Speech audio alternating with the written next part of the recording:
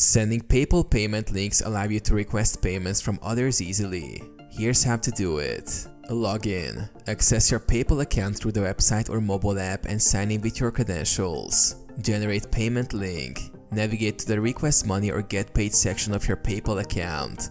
Look for the option to create a payment link or request payment. Enter payment details. Specify the details of the payment you're requesting, including the amount, currency, and a brief description or invoice number if needed.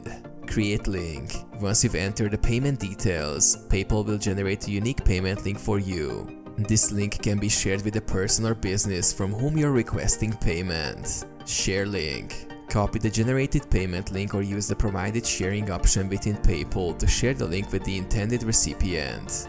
You can share the link via email, messaging apps, social media, or any other preferred communication method.